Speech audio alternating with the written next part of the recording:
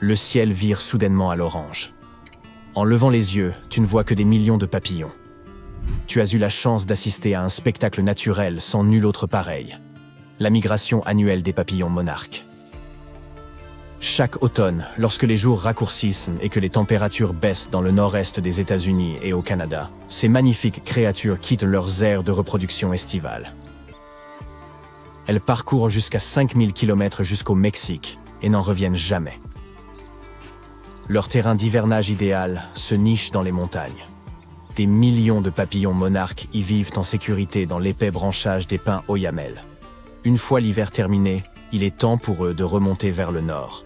Ils font d'abord une halte aux abords du Texas pour s'accoupler et pondre leurs œufs sur des plants d'asclépiades. Quelques jours plus tard, ces œufs se transforment en chenilles, qui se nourrissent de la plante jusqu'à ce qu'elles se transforment en papillons adultes. C'est ensuite à leur tour de poursuivre leur voyage vers le nord, à la recherche d'un nouveau lieu de reproduction. Ainsi, les générations se succèdent au cours de leur périple, et il peut en falloir jusqu'à 5 pour atteindre la destination finale du Canada. C'est un véritable mystère de la nature que ces papillons voyageant vers le sud puissent vivre jusqu'à 8 mois au gré des courants aériens, lorsque la même espèce au retour ne complète son cycle de vie qu'en 5 à 7 semaines. Les scientifiques ne savent toujours pas pourquoi les monarques migrent, ni comment ils font pour se repérer. Tout cela pourrait être lié à la floraison des asclépiades, leur principale source de nourriture. Et les papillons se déplacent probablement en fonction de la position du soleil.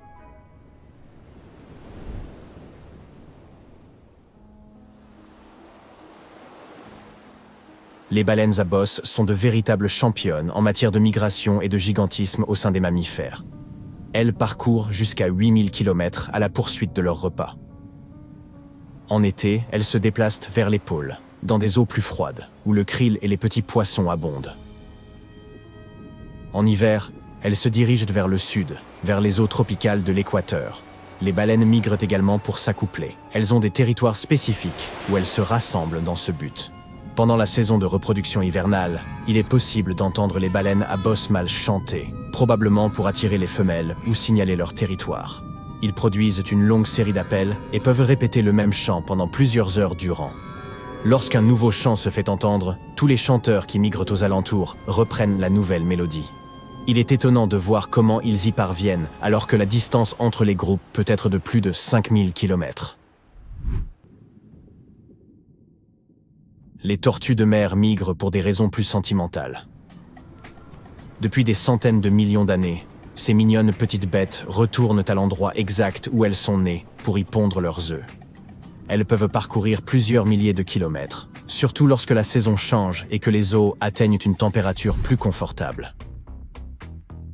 Cela peut leur prendre des années, car certaines d'entre elles traversent l'océan Pacifique de l'Indonésie jusqu'à la côte ouest des États-Unis et du Canada, ce qui représente un total de 6000 km. Mais comment retrouver l'endroit exact dont elles ont besoin si leurs parents ne leur en ont jamais laissé les coordonnées GPS? Des scientifiques ont découvert qu'elles se repéraient en utilisant les lignes invisibles du champ magnétique terrestre. Il s'avère que chaque partie du littoral présente des caractéristiques magnétiques uniques. Les tortues s'en souviennent et se déplacent ainsi à l'aide de leur boussole interne.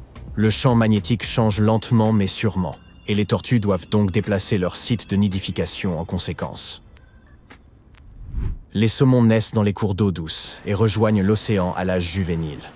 Le saumon de l'Atlantique est brun et tacheté lorsqu'il parcourt des centaines de kilomètres en eau douce, puis prend une teinte argentée dans l'océan où il parcourt plus de 1000 kilomètres. Les saumons adultes restent dans l'océan pendant 1 à 5 ans, se nourrissant principalement de zooplancton.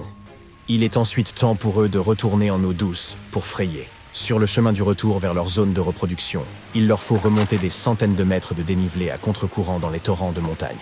Ce voyage difficile s'appelle la migration du saumon.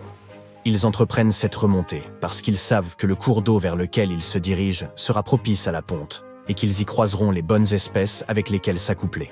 Les jeunes saumons se souviennent de l'odeur de leur cours d'eau d'origine et notent probablement même les différents points du trajet vers l'océan pour le retrouver. Tout comme les tortues de mer, ils utilisent le champ magnétique terrestre comme boussole pour leur déplacement. Le saumon du Pacifique et la plupart des saumons mâles de l'Atlantique ne vivent que quelques semaines après le frai, et quelques saumons femelles de l'Atlantique survivent et migrent à nouveau vers l'océan. Les caribous, plus connus sous le nom de rennes, sont les champions de la distance de migration parmi les mammifères terrestres. Chaque printemps, ils parcourent une étendue d'environ 650 km en Alaska, de leur garde-manger hivernal à leur aire d'alimentation estivale. Les individus parcourent jusqu'à 5000 km, mais la migration des troupeaux est bien plus spectaculaire. Le plus grand, le troupeau de l'Arctique de l'Ouest, compte pas moins de 2000-6000 membres, et son territoire de migration couvre une superficie supérieure à celle de la Californie.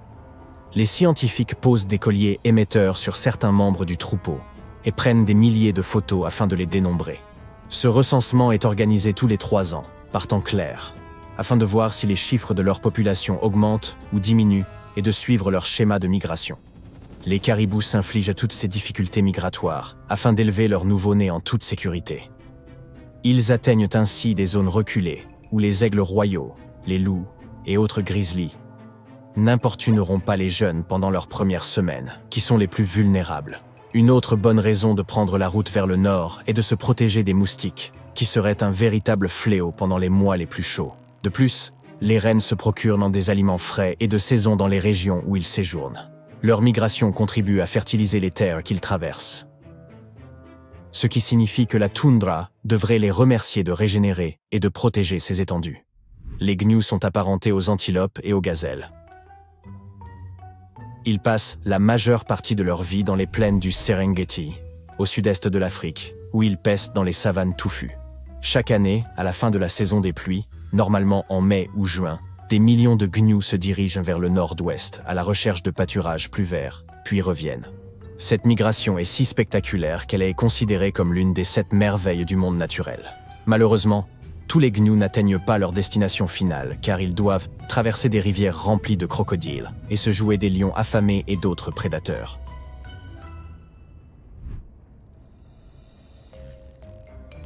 Si l'on observe les itinéraires de migration des libellules, on peut affirmer qu'elles sont de véritables globe-trotteuses. Les scientifiques ont découvert une de ces routes, qui s'étend de l'Inde aux Maldives, puis aux Seychelles, au Mozambique et à l'Ouganda et en chemin inverse, sur une distance d'au moins 14 000 km.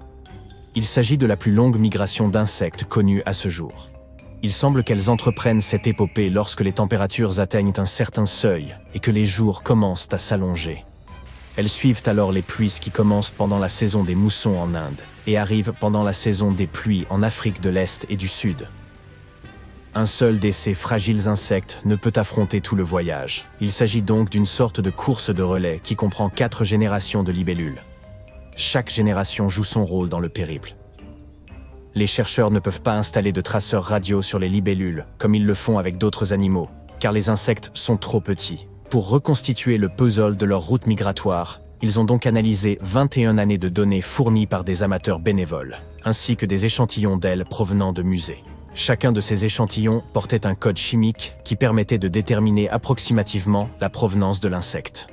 Ces données ont aidé les scientifiques à comprendre la distance parcourue par tel ou tel insecte à l'âge adulte. On sait que les éléphants traversent l'Afrique depuis des siècles. Ils se fient à la mémoire du chef de leur troupeau pour se souvenir de ses périlleux itinéraires migratoires. Ce grand chef des éléphants guide tous les autres vers des sources d'eau et de nourriture lorsque les saisons changent. Les éléphants migrent également pour éviter les dangers, qui sont le plus souvent représentés par l'homme. Les éléphants ont développé leur propre méthode de communication pour transmettre des informations sur un éventuel danger. Ils utilisent des sécrétions chimiques, des vibrations, des gestes et le toucher. Récemment, de nombreux pays d'Afrique ont restauré certaines des plus anciennes voies de migration des éléphants. Ces animaux à grandes oreilles évitent généralement les zones dangereuses pendant des générations, mais dès qu'ils savent que la route est sûre, ils l'empruntent à nouveau.